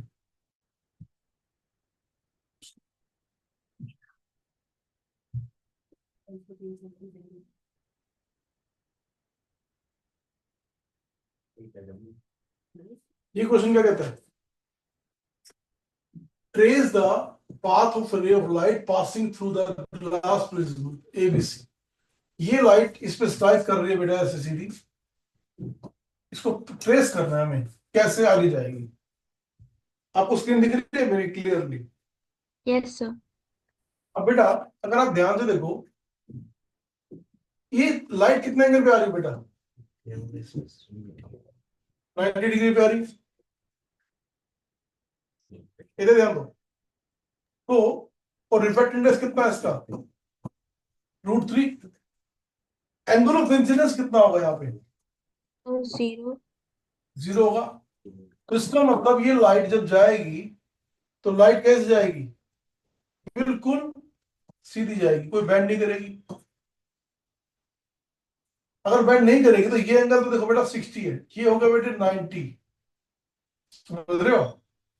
हाँ बेटा, ये एंगल कितना है 30, तो ये एंगल कितना होगा 60 होगा। आई होप ये पॉइंट समझ में आ रहा है आपको। जी यस सर। तो बेटा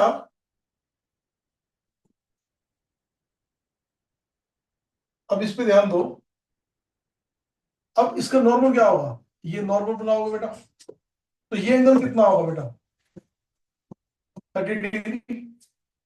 रिफ्लेक्ट इंडेक्स कितना है √3। अब बाहर क्या होना चाहिए हमें नहीं मालूम, तो हम क्या लगा देंगे स्नेल्स लॉ। अब स्नेल्स लॉ लगाएंगे तो बेटा लाइट कहां से जा रही है, √3 से जा रही है। इसमें एंगल कितना है, हमने कहा इसमें एंगल कितना है बेटा, इसमें एंगल है sin 30 डिग्री। और जिस मीडियम में जाएगी, कहां जा रही है देखो, लाइट पास कहां से कर रही है, फाइंड आउट था, तो बाहर जा रही है, तो बाहर का रिफ्लेक्टिवनेस कितना है 1, हमें बाहर का एंगल कितना मान लिया sin। चलो तो बेटा √3 sin 20 की 30 कितना होता है 1/2, that is equal to sin e। अब बेटा sin e की वैल्यू हमारी कितनी है √3/2, तो ये कितना होता है sin 60। इसका मतलब एंगल ऑफ इमर्जेंस कितना हो जाएगा 60 डिग्री। इसका मतलब ये लाइट कितने एंगल में बेंड करेगी बेटा, बोलो 60 डिग्री। 60 डिग्री पे बेंड करेगी, तो अवे फ्रॉम द नॉर्मल जाएगी, ये एंगल कितना हो जाएगा 60 डिग्री। क्वेश्चन समझ में आया आपको, मैंने ये बोला क्या किया हमने, जो मैं लिख रहा हूं आपको दिख रहा है। Yes sir. हाँ बेटा, जैसे मैंने ये लिखा है रेड कलर से, विजिबल है आपको। जी सर विजिबल है। बाब नहीं, क्लियर है sir. On the basis of this एक आपके सामने राइट साइड में क्वेश्चन दिख रहा है, क्वेश्चन नंबर 170। इस क्वेश्चन को पढ़ो ध्यान से। अब देखो इस ट्रायंगल में क्या कहता है, लाइट पी के वाली नॉर्मली सेम क्वेश्चन है, ये एंगल बेटा 60, तो बेटा ये भी 60, तो बच्चों ये भी कितना होगा, तो ये बताओ ये लाइट कितने एंगल पे आएगी, सीधी आएगी ना बिल्कुल, यस सर। ये भी 90, ये 60 के 90, तो ये एंगल कितना होगा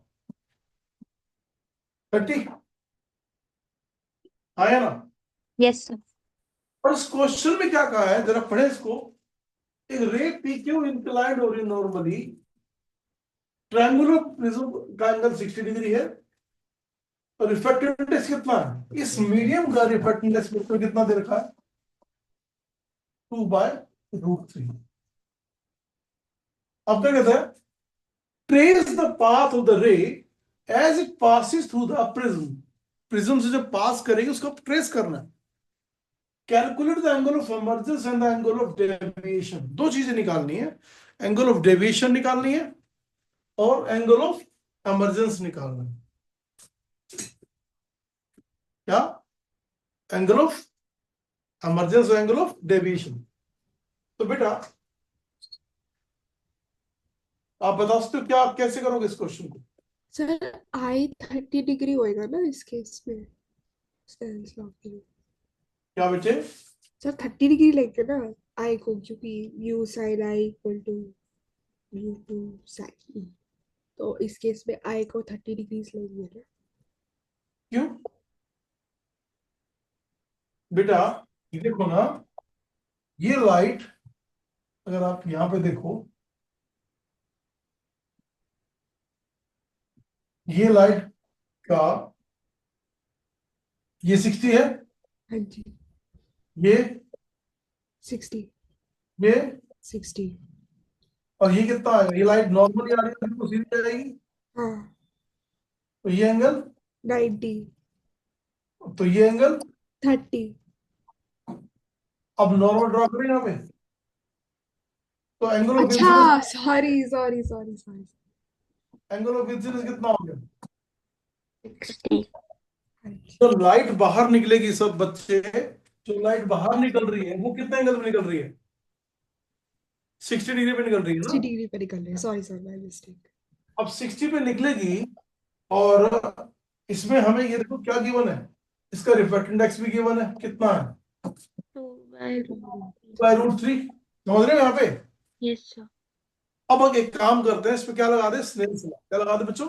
स्नेल्स एक काम करो, स्नेल्स लॉ बताओ। लाइट जहां कहां से, पहले तो देखो लाइट यहां से जा रही है, तो यहाँ का रिफ्रैक्टिव इंडेक्स कितना है? हम क्या लिखेंगे? μ2 sin i, μ1 sin r। μ2 कितना? 2/√3। 2/√3 कितना है? sin sin 60 60 degrees. Is equal to μ1 sin r। तो क्या हो जाएगा? 2/√3 और sin 3/2। That is equal to μ1 sin r। हाँ जी, बोलो भाई, यस सर। पक्का? Yes sir. हाँ। तो बेटा क्या बचेगा यहाँ पे? 2 से 2, √3 से √3, तो ये 1 बचे। 1 is equal to μ1 sin r। और एक तो sin r अगर 1 है तो इसका मतलब r कितना हो गया? 9 डिग्री। 9। इसका मतलब ये लाइट ऐसे बिल्कुल सरफेस के लॉन्ग जाएगी। तो ये कौन सा एंगल होता है उस टाइम पे बताओ? तो ये वाला एंगल कौन सा एंगल हो गया हमारा? Critical angle. कौन सा एंगल हो गया ये? Critical angle. हो जा रही बात? ये लाइट बिल्कुल अलोंग द सरफेस जाएगी बच्चों, ऐसे प्रिज्म के सरफेस के अलोंग। क्यों जाएगी प्रिज्म के सरफेस के अलोंग?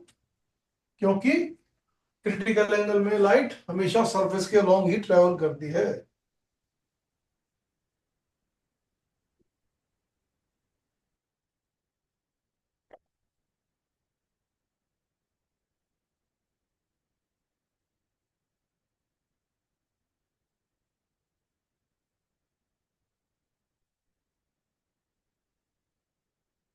कोई प्रॉब्लम? No sir. बेटा क्वेश्चन समझ में आ रहे हैं? देखो खाली पढ़ना, थ्योरी पढ़ना सोल्यूशन नहीं है आप लोगों का। आप जानते हो आप कितने स्ट्रॉन्ग फील करते हो कौन थ्योरी पढ़ने में, और कितना स्ट्रॉन्ग फील करते हो न्यूमेरिकल करने में। आपकी मैक्सिमम प्रॉब्लम क्या है? थ्योरी है, न्यूमेरिकल नहीं है ना? ठीक बोल रहा हूं मैं? अच्छा सॉरी, उल्टा बोल दिया मैंने।